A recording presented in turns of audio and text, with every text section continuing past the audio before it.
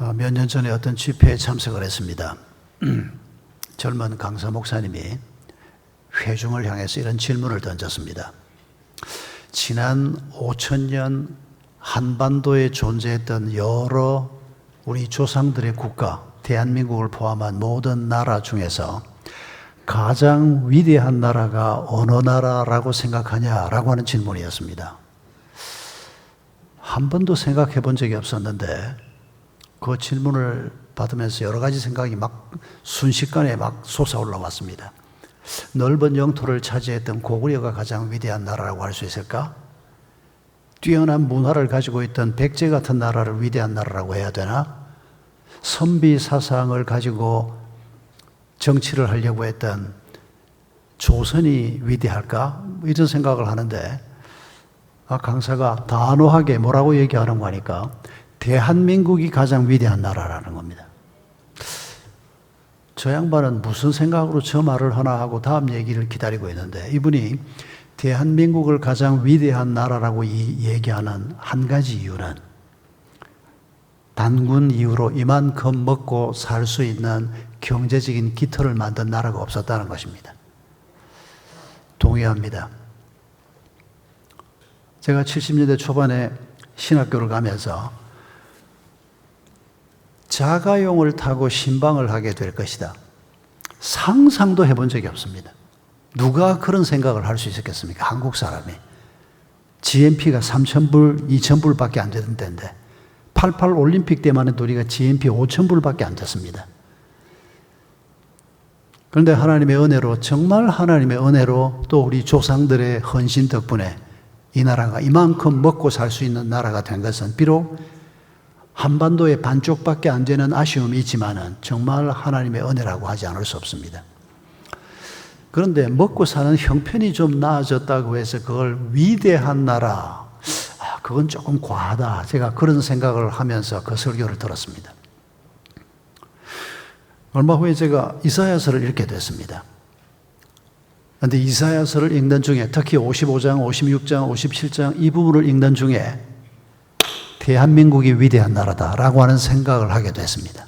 왜냐하면 이사야서에서 하나님께서 예언하신 그 예언의 말씀대로 하나님께서 대한민국을 세우셨다는 생각을 하게 됐기 때문입니다. 여러분, 이사야가 2,700~800년 전에 하나님의 말씀을 전할 때 이스라엘은 이미 나라가 두 쪽이나 있었습니다. 북쪽은 이스라엘, 남쪽은 유다 두 쪽이나 있었습니다. 그리고 그때 많은 선지자들을 통해서 하나님께서 너희들이 하나님의 언약을 따라 살면 복을 누릴 것이고 그렇지 않으면 망한다라고 하는 말씀을 계속 전하고 있었습니다. 그리고 이사야서 54장 13절을 보면 이스라엘 백성들에게 주실 복을 얘기하면서 이렇게 말씀하십니다. 나 주가 너의 모든 아이들을, 자녀들을 제자로 삼아 가르치겠고 너의 자녀들에게 번영과 평화를 줄 것이다. 이게 이스라엘 백성들이 받은 약속의 말씀입니다. 하나님은 이런 복을 주기를 원하십니다. 하나님은 우리의 자손들을 천대에 이르도록 은혜를 베풀기를 원하신다고 구약 성경에서부터 계속해서 말씀하고 계십니다. 그런데 이스라엘 북왕국이 망하고 맙니다. 남왕국도 망하고 맙니다. 하나님이 그렇게 귀하게 선택한 아브라함의 후손들이지만은 이 사람들은 결국 망하고 맙니다. 그런데 우리가 한 가지 기억해야 할 것은 뭔가 하니까 그들이 우상을 섬기다가 하나님의 언약을 파기하고 망할 때 어떤 모습이었는가를 기억해야 합니다. 그들이 주일 예배를 안 나갔다는 게 아닙니다. 그들이 성경을 안 읽은 게 아닙니다. 그들이 설교를 안 들은 게 아닙니다. 그들이 계속해서 성전에서 제사를 드리고 안식일이 되면 회당에 모여서 하나님의 말씀을 들었습니다. 율법의 말씀을 들었습니다. 그런데 뭐가 문제였는가 하니까 하나님을 섬기면서도 뭔가 좀 새로운 게 보이면 아수르 같은 민족이 저렇게 강력한 나라인데 저 나라 백성들이 섬기는 신이면 그거 참 괜찮지 않나? 하나님도 섬기고 아수르의 신도 섬기면 어떨까? 여러분, 이런 식의 혼합주의가 이스라엘을 망하게 한 가장 중요한 원인이었습니다. 그게 뭘 의미하는 거니까 오늘 우리에게도 똑같은 위험이 이미 와 있다는 겁니다. 내가 주일날 교회에 안 나오는 게 아닙니다. 내가 하나님을 포기하는 게 아닙니다. 내가 하나님을 믿습니다. 그리고 내가 11조도 하고 감사헌금도 하고 주일이면 주님의 이름을 높이는 찬양에도 내가 기쁘게 참여합니다. 그런데 우리가 살면서 돈이 너무 근사해 보이고 학벌이 너무 중요하게 느껴지고 인생의 쾌락이 너무 인생에서 의미가 있다고 느껴지고 우리가 이런 인생을 살다 보니까 우리도 모르는 사이에 어떤 것들이 하나님만큼이나 중요하게 내 마음속에 자리를 잡는 겁니다. 그래서 예수님께서 만몬과 하나님을 동시에 섬길 수 없다. 하나님을 포기한 게 아니고 하나님도 섬기면서 어느샌가 만몬, 물질이 내 마음에 깊이 들어와 있는, 여러분 이게 바로 혼합주의입니다. 그러다가 이스라엘 백성들이 망했습니다. 그러나 여러분, 이사야 시대에 이미 하나님께서는 뭐라고 예언하셨습니까? 우리가 오늘 읽었던 56장 6절 7절에서 하나님께서는 이방인들에게 하나님의 복을 주시겠다고 약속하십니다. 내 집은 만민의 기도하는 집이라고 하는 유명한 귀절을 우리가 알고 있습니다만은 사실 이 귀절은 이방인에게 하나님이 축복하신다는 이 말씀을 하시면서 주신 말씀입니다. 이방인들이 기도할 때 내가 그들의 기도를 듣겠다. 그 이방인들이 어떤 사람일 때 하나님의 언약 속으로 들어올 때 하나님을 하나님으로 인정하고 하나님을 제대로 알고 그 언약을 알고 안식일이 무엇인지를 알고 제사가 무엇인지를 알고 그들을 만민이 기도하는 집인 내 집의 백성으로 받아들이겠다. 그게 이사야 56장의 예언의 말씀입니다. 여러분, 제가 여러분과 함께 나누려고 하는 것은 대한민국이란 말이 이사야서에 없지만은 이사야서에 있는 예언 그대로입니다. 내가 너희 자손들에게 복을 주겠다. 번영을 주겠다. 평화를 주겠다. 그들을 가르쳐서 너희에게 평화를 주겠다. 여러분, 이 언약의 말씀대로 하나님께서 19세기 중엽이 넘어서면서 이 한반도에 하나님의 종들을 보내기 시작했습니다. 너무 늦었지 않나 하는 생각을 해보기도 했습니다만은 그러나 하나님은 하나님의 시간대에 따라서 움직이는 분입니다. 선교사들이 들어와서 사람들을 키우기 시작했습니다. 여러분, 선교사들이 처음 들어와서 키운 그 사람들이 하나같이 독립운동에 앞장섰던 사람이었다는 것을 기억하십니까? 이 나라가 이렇게 고통을 일제 침탈을 위해서 한 40년 정도, 법적으로는 36년이라 그러지만 40년이 넘는 세월 동안 농사 지어놓으면 다 뺏어가고 교회 종까지도 다 뺏어가고 엄청난 수탈을 당하는 이런 고통을 이렇게 오랫동안 당해본 적이 없지 않습니까? 전쟁도 있고 기아도 있고 정치를 잘못해서 이 나라 백성들이 어려움을 당하기도 했지만은 일제 침탈 40년은 정말 무서운 기간이었습니다. 그 고통을 우리 조상들이 견뎌냈습니다. 그리고 어떻게 해서든지 독립을 하려고, 여러분, 독립하지 못했으면 하나님께서 우리에게 광복의 은혜를 주지 않았으면 이 한반도가 대마도가 일본 땅인 것처럼 지금 일본 땅으로 그냥 남아있을 수 있고 우리가 다 일본말 쓰고 우리의 옛날 조상들이 한반도에 고구려도 있고 조선도 있고 뭐도 있었다더라, 이런 정도로 우리가 살아설 수 있습니다. 여러분, 하나님이 키우신 사람들 몇 명을 한번 우리가 다시 떠올려 봅시다. 1910년에 공주에 샤프 선교사라고 하는 여자 선교사님이 있었습니다. 이분이 1910년에 공주에 살면서 천안 아우네까지 전도하러 나갔습니다. 여러분, 이 거리가 가까운 길이 아닙니다. 요즘은 차로 가면 잠깐만에 가지만은 그 옛날 길도 없던 때 걸어서 이곳저곳을 전도하러 다녔는데 천안 아우네까지 왔다가 그때 8살이었던 유관순이라고 하는 아이를 만납니다. 전국 가면 샤프 선교사한테 그렇게 물어보고 싶습니다. 그 8살짜리 여자아이를 봤을 때 당신이 무슨 생각으로 그 아이를 양딸로 데리고 갔느냐? 놀랍지 않습니까? 이 아이를 내게 주십시오. 그 부모를 찾아가서, 그 부모님이 물론 그때 이미 크리스찬이 되어 있었습니다. 8살짜리 아이를 공주로 데리고 옵니다. 자신이 설립한 영명학교에 집어넣습니다. 정말 딸처럼 그렇게 이 아이를 가르치고 그리고 얼마 후에 유학당으로 보냅니다. 8살짜리였던 이 아이가 불과 9년, 10년이 채 지나기 전에 18, 17 이런 나이에 3.1운동이 일어났고 그 3.1운동의 중심에 이 유관순이 있었습니다. 저는 지금 생각해도 어떻게 그 어린 여자아이가 자기의 목숨을 독립운동을 위해서 바칠 생각을 어떻게 할 수 있었을까?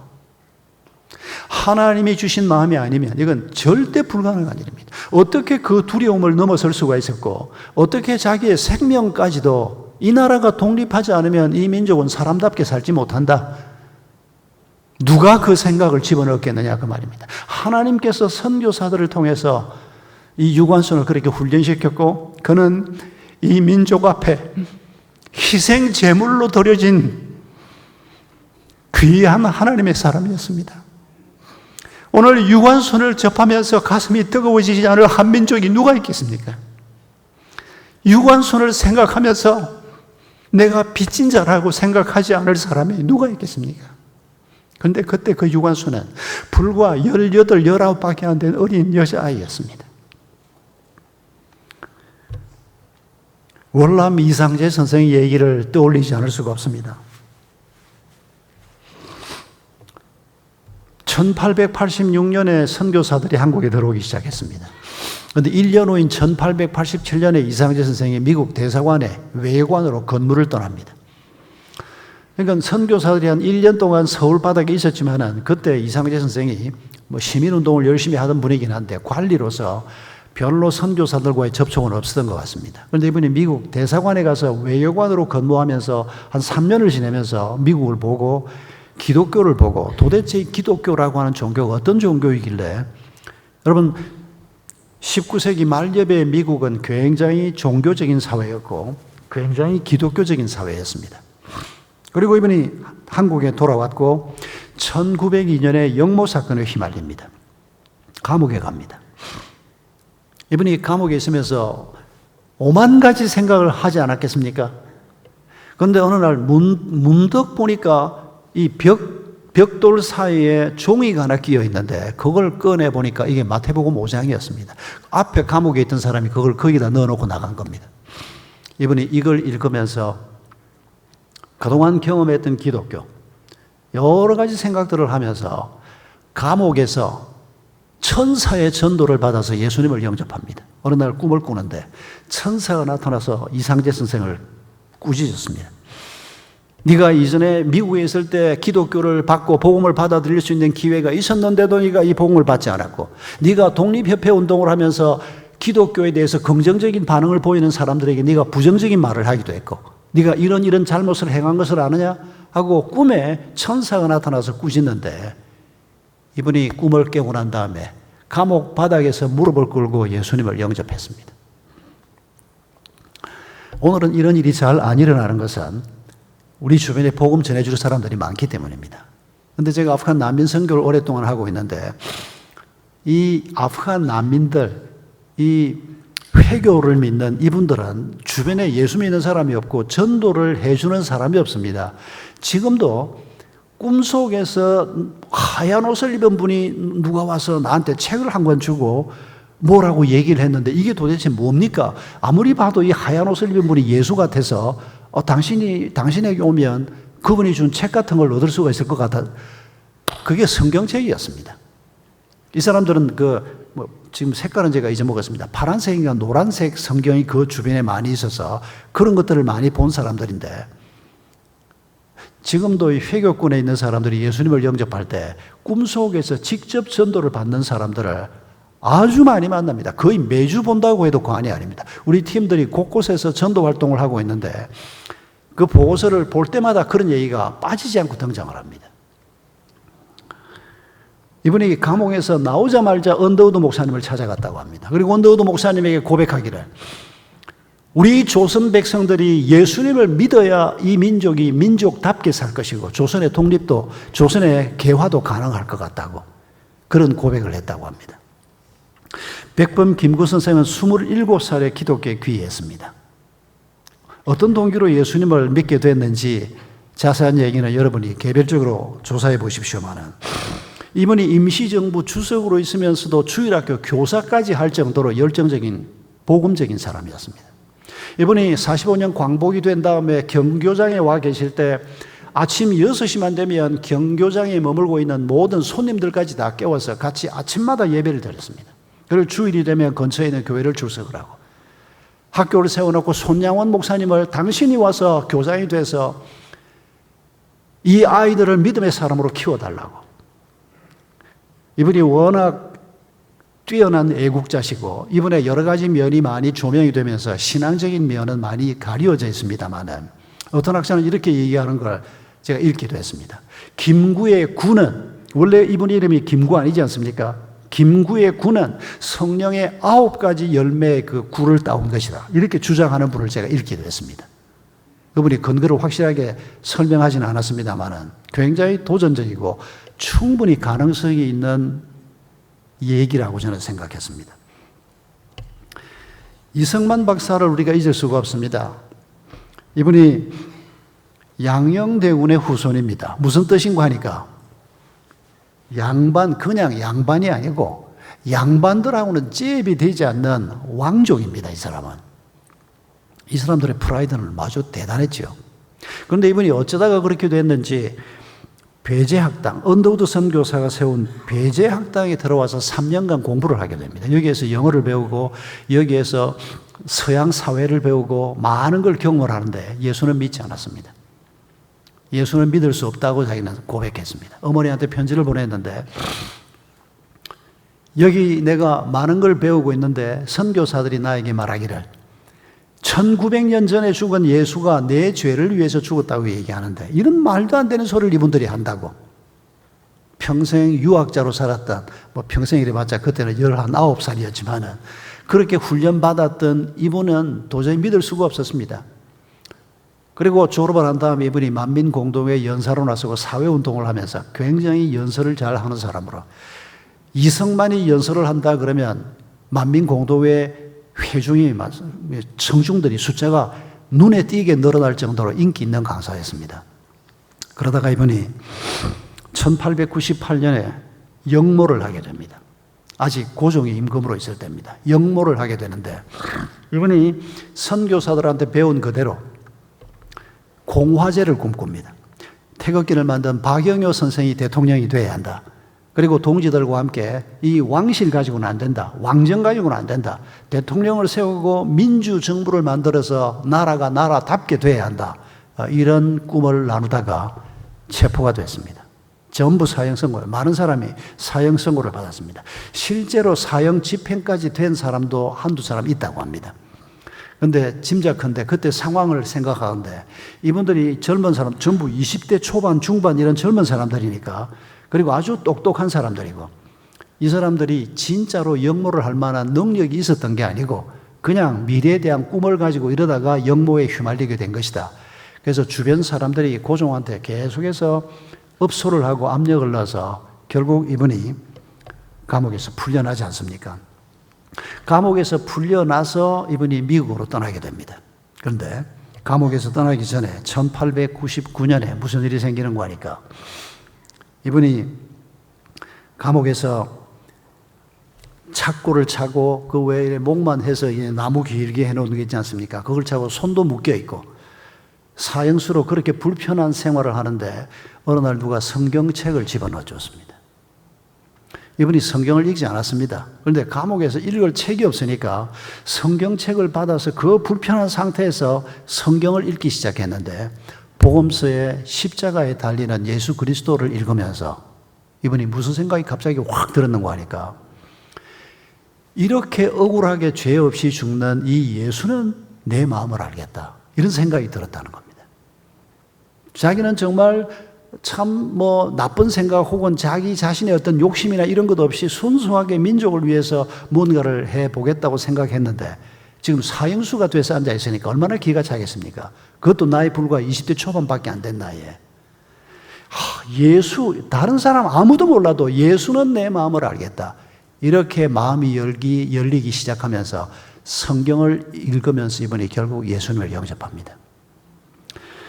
1899년 1월 어느 새벽에 이분이 무릎을 꿇고 하나님 앞에 기도하기 시작합니다. 3년 동안 기독교 학교를 다닌 경험도 있지 않습니까? 여러분, 이승만 대통령은 공과가 많은 사람입니다.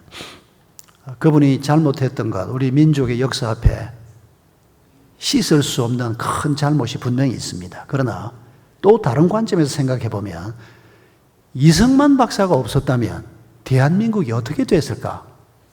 여러분, 우리가 그분이 장로이기 때문에, 그리스도인이기 때문이 아니고, 저는 제가 어릴 때 4.19를 봤습니다. 고등학생인 형님이 4.19 데모하는 걸 제가 초등학교 때 봤습니다. 그리고 제 머릿속에 남은 이승만은 나쁜 사람이었습니다. 형님이나 형님 친구들이 이승만을 무너뜨리려고 데모하는 걸 보고 어린 시절에 제 머리에 박힌 이승만은 나쁜 사람, 나는 그 사람이 그리스도인인 줄도 몰랐습니다. 그런데 나중에 목사가 되고 보니까 이승만이 장로라는 겁니다. 아이고, 나쁜 장로였구만. 50 될 때까지 제게 이승만은 생각해 볼 가치가 없는 사람이었습니다. 이렇게 민족 앞에 큰 죄를 짓고 부정선거의 책임자가 돼서 쫓겨난 사람, 이렇게만 생각했습니다. 그런데 나이가 50이 넘고 나서 내가 이승만에 대해서 실제로 너무 아는 게 없다, 이런 생각이 들어서 이승만을 다시 읽기 시작했습니다. 제가 이 얘기를 굳이 하는 것은 제가 이승만에게 처음부터 기독교인이기 때문에 점수를 많이 주고 장로이기 때문에 점수를 주고 그런 입장이 아니었다는 걸 얘기하는 겁니다. 제가 이승만을 읽으면서 정말 하나님께서 이 민족을 위해서 보내신 분이었구나, 그 생각을 지울 수가 없었습니다. 정말 하나님이 준비시켜 주신, 유관순을 준비시키고 이상재 선생을 준비시키고 김구 선생을 준비시키고 많은 사람을 준비시켰는데 그중에 또 한 사람, 이 귀한 사람을 하나님이 준비시켰구나.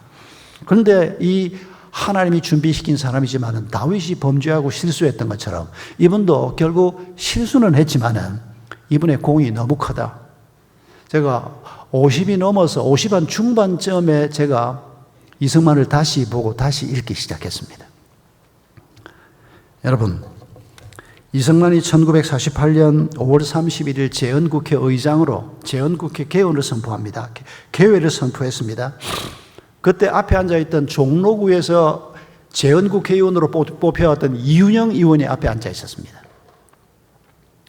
그때 198명이 전국에서 뽑혀서 올라왔습니다. 이승만 의장이 이렇게 말했습니다. 이윤영 의원, 대한민국이 개국되는 것은 하나님의 은혜로 이루어진 일인데 우리가 하나님 앞에 기도함으로 대한민국 재헌국회를 개회합시다. 이윤영 의원 나와서 기도해 주십시오. 이 이윤영 의원이 목사님이었습니다. 이승만 박사가 그거 알고 있었습니다.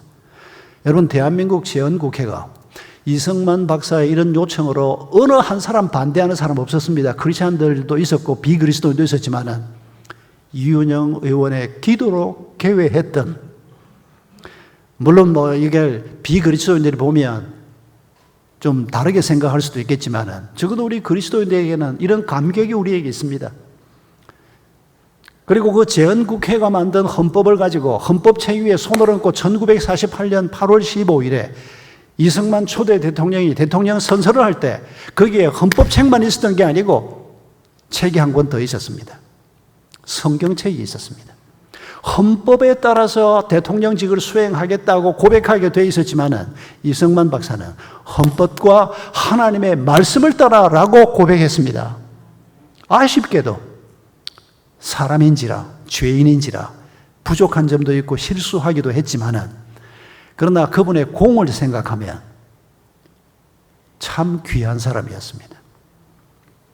여러분, 이사야서에 하나님이 약속하신 대로 이방인들에게 내가 내 복을 베풀고 이방인들의 기도에 내가 귀를 기울이겠다.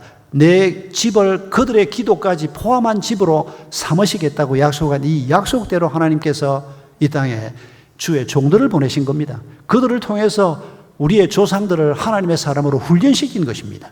나라가 무너졌을 때 이분들이 목숨 걸고 나서서 어떤 분은 외교로, 어떤 분은 교육으로, 어떤 분은 총을 들고 전선에서 이 민족의 독립을 위해서 일했고 하나님이 우리 민족을 불쌍히 여기셔서 78년 전에 1945년 8월 15일에 광복의 은총을 주신 것입니다.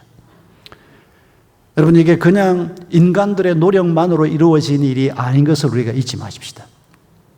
그리고 오늘 우리의 과제는 뭡니까? 이사야서에 하나님께서 이방인들이 나의 언약을 믿고 안식일을 지키고 하나님을 하나님으로 인정하는 이런 하나님의 언약 가운데 들어와 있을 때 내가 그들에게 같은 복을 주겠다고 약속하셨습니다. 오늘도 하나님은 한 민족뿐 아니라 모든 민족을 향해서 그들이 복을 받기를 원하시는 분입니다. 우리가 오늘 어떻게 하나님의 말씀을 붙들고 살아갈 것인가? 그 말씀을 사도행전 28장 30절, 31절 말씀에서 우리가 이 한 가지를 기억했으면 합니다. 사도행전은 성령행전이라고 불리우는 책입니다.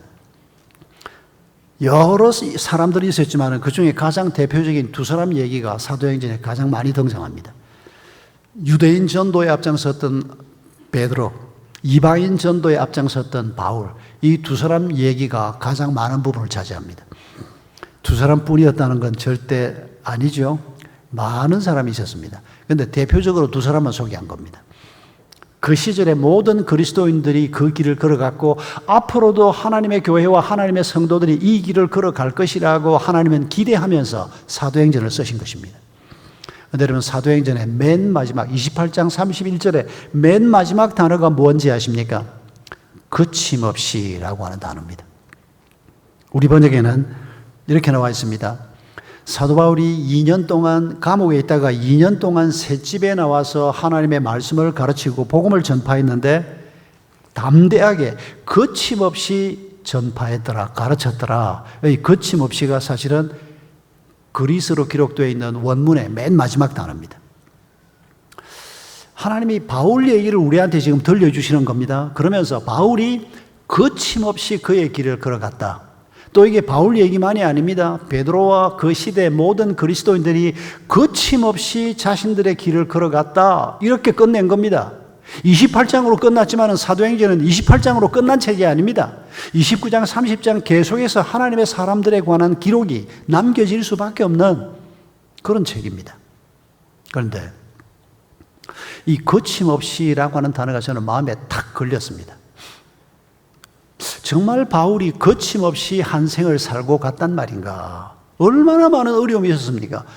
유라굴로 태풍에 말려서 죽을 뻔하기도 하고 태장을 맞기도 하고 감옥에 끌려가기도 하고 여러 가지 어려움들을 당했지 않습니까? 그런데 하나님은 아무 일도 없었다는 것처럼 바울 얘기를 마지막 끝을 맺으면서 거침없이 이렇게 딱 끝을 맺고 있다는 겁니다.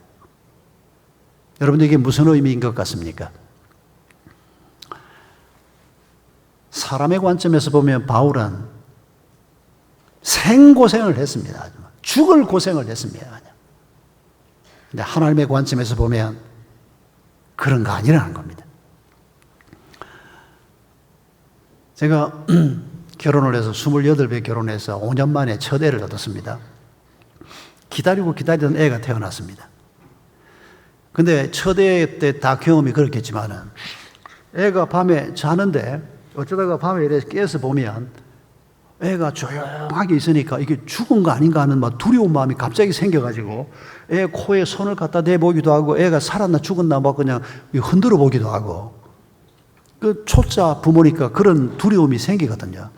어느 날 제가 월요일 날 집에 있는데 애가 갑자기 몸이 많이 아파서 병원을 아내하고 같이 갔습니다. 아내하고 같이 병원을 갈 수가 없는데 강남구청 앞에 여연구소학과 지금도 그 이름이 생각이 납니다. 나이 드신 여자 원장님이셨는데 아주 젊은 부부가 애를 안고 와서 큰일이라도 생긴 것처럼 긴장을 하고 원장실에 앉으니까 원장님이 애를 잠깐 진단을 해보더니 이렇게 말한 걸 제가 잊을 수가 없습니다. 너무 그렇게 걱정하지 마세요. 애 안 죽습니다. 초짜 부모 마음에는 큰 병은 아닌가, 이게 뭐가 잘못되는 건 아닌가 이런 두려움이 있으니까 그때 그 원장님이 해준 말이 생각이 납니다. 애들이 어려서 태어나서부터 초등학교 갈 때까지는 잔병을 많이 앓습니다. 잔병을 앓으면서 알았다가 회복했다가 알았다가 그러면서 애가 면역력이 높아집니다. 그래서 초등학교 들어갈 때쯤 되면 애들이 아프지 않습니다. 그렇게 중요한 지식을 그때서야 저는 알게 됐습니다.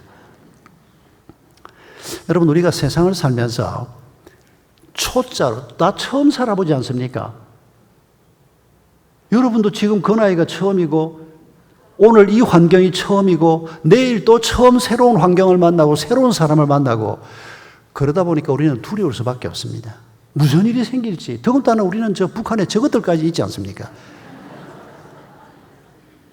핵무기까지 개발을 해서 저 난리를 떨고 있으니까 두려울 수밖에 없습니다. 두려운 게 조금도 이상한 일이 아닙니다.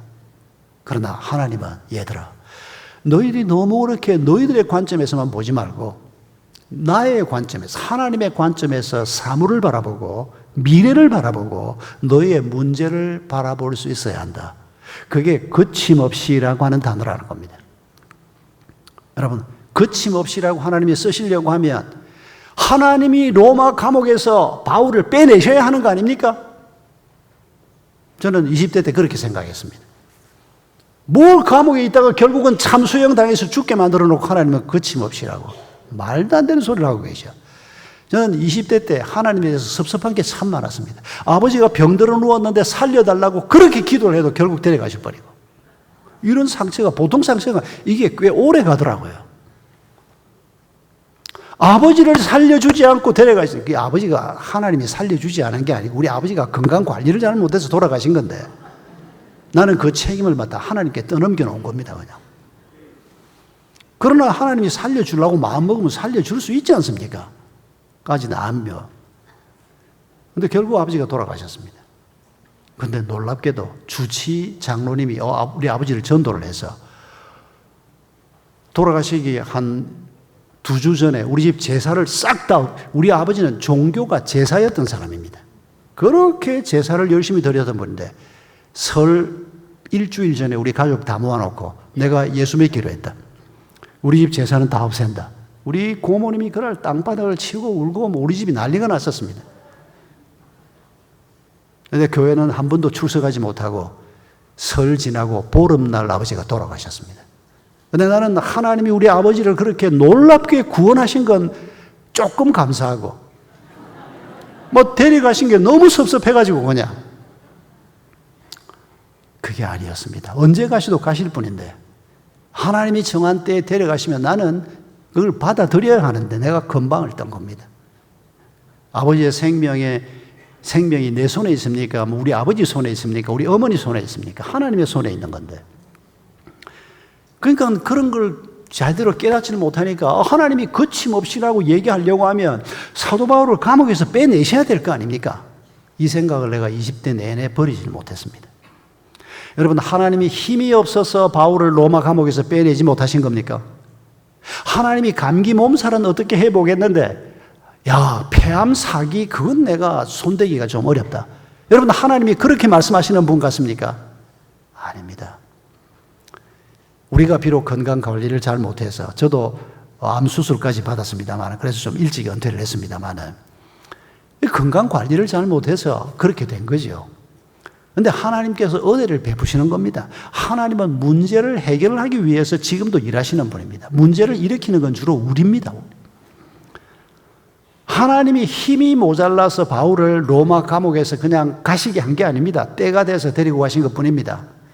하나님이 바울에게 좀 더 일을 맡기시려고 하면 로마 감옥 아니라 로마 겹감옥 같은 감옥이라도 왜 흔들지 못하시겠습니까? 여러분, 출애굽기에서 이스라엘 백성들이 홍해 앞에 왔을 때 상황을 상상해 보십시오. 뒤에는 이집트의 적병들이 따라오고 있습니다. 앞에는 홍해가 가로막혔습니다. 그때 백성들 중에서 여전히 사람의 관점에서 문제를 보는 사람들은 우리가 죽을 곳이 없어서 하나님이 여기에 데리고 나와서 우리를 죽인단 말이요? 이렇게 외쳤습니다.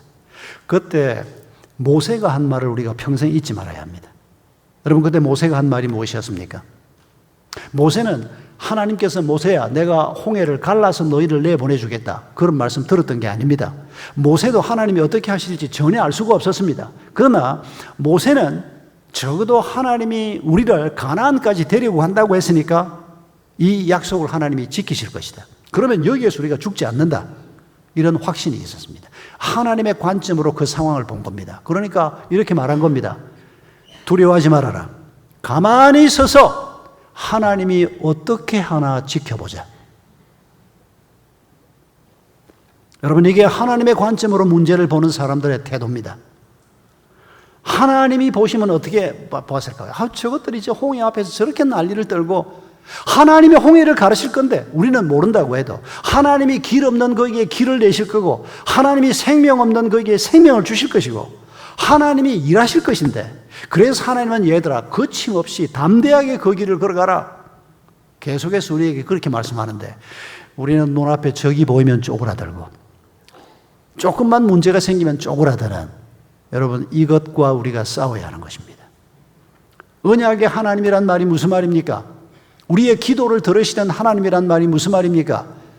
이 조그마한 내가 하는 기도가 아니고 하나님이 내게 주신 기도 말입니다. 말씀을 맺겠습니다.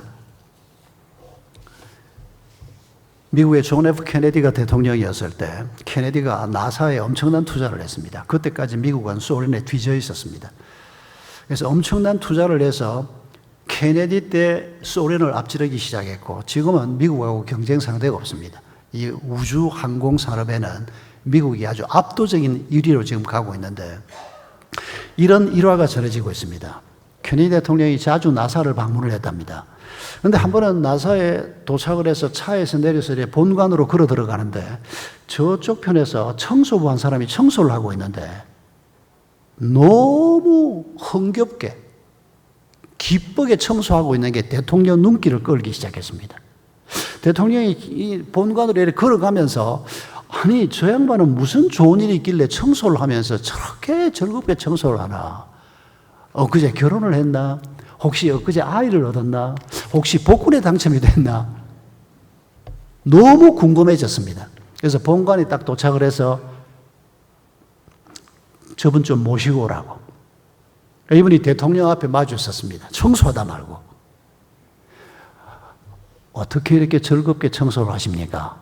이 대통령의 질문에 이 사람이 한 답을, 여러분 1960년대 그때 전 세계 언론이 보도를 했습니다. 벌써 오랜 옛날이라서 우리가 지금은 옛 얘기로 이렇게 떠올립니다만은, 여러분 그때 이 사람이 한 말은 이거였습니다. 대통령님, 나는 지금 사람을 달에 보내는 일을 하고 있습니다. 이 신나는 일, 이 기분 좋은 일, 이 일을 제가 하고 있으니 어떻게 기쁘지 않을 수가 있겠습니까? 놀랍지 않습니까? 인간의 눈으로 생각하면 청소나 하는 주제에 뭐 나사 원장이 그 말을 하며 뭐 나사 수석 연구원이 그 말을 했으면 일리가 있다고 생각하지만, 청소나 하고 있는 주제에 무슨 지가 사람을 달에 보낸다고. 여러분, 이건 사람의 관점일 뿐입니다. 하나님은 결코 그렇게 생각하지 않습니다. 우리가 아무도 알지 못하는 은밀한 구석에서 너무 작아 보이는 일 하나를 하고 있어도 하나님께서는 네가 나의 일을 하고 있는 사람이다 라고 말씀하실 것입니다. 여러분, 우리가 어떤 일을 하고 있든지 간에 누가 우리에게 물을 때 나는 사람을 하나님의 나라에 드리는 일을 위해서 살고 있습니다, 이렇게 우리가 말할 수 있다면, 그저 집 한 칸 장만하고 그저 남보다 좀 더 떡 벌어지게 살기 위해 이런 정도가 아니고, 정말 주님이 주신 삶의 목표를 나의 삶의 목표로 삼고 이런 답을 할 수 있는 사람으로 살면, 우리가 청소를 하건 농사를 짓건 공무원으로 살건 어떤 삶을 살든지 간에 우리의 삶의 자리에는 하나님의 기쁨이 있고 하나님의 평화가 있을 것입니다. 오늘 이런 사람을 하나님이 원하십니다. 좋은 학교를 많이 가는 사람이 아니고 부자가 돼서 떵떵거리고 사는 사람이 많은 이런 세상이 아니고, 하나님의 언약을 알고 그 하나님 때문에 기뻐할 줄 알고 정말 하나님의 백성으로 사는 이런 사람이, 여러분, 민족을 살린 사람들 아닙니까? 오늘도 하나님은 이런 사람들을 기다리고 있습니다. 이런 사람들을 통해서 하나님은 일하기를 원하시는 것입니다. 아유, 그건 박 목사 당신이나 우리 교회 장로 권사나 좀 오래 믿은 사람이나 하라 그러고, 나는 지금 교회 나온 지 얼마 되지도 않았는데 오늘 설교는 안 들은 걸로 치겠어. 그러시든지 그러면. 여러분, 하나님이 그렇게 보실 것 같습니까? 너는 아직 한 1년밖에 안 됐으니까 너는 좀 빠져 있어라. 너는 한 30년 됐으니까 너는 앞줄에서 뭘 좀 해라. 하나님이 그러실 것 같습니까? 하나님의 복을 놓치지 마십시오. 여러분, 하나님이 우리를 위해서 가지고 계신 이 엄청난 수천 년 전부터 말씀해 오신 이 계획을 우리가 기억하면서 내 인생이 끝난 다음에 우리가 비록 머뭇거리고 두려움도 느끼고 잘못하기도 하지만은 그러나 내 생이 끝날 때 하나님이 보실 때 거침없이 이 길을 걸어온 사람 중에 한 사람이다. 그런 하나님의 평가를 받는 은총의 그리스도인들이 되기를 주의 이름으로 축복합니다.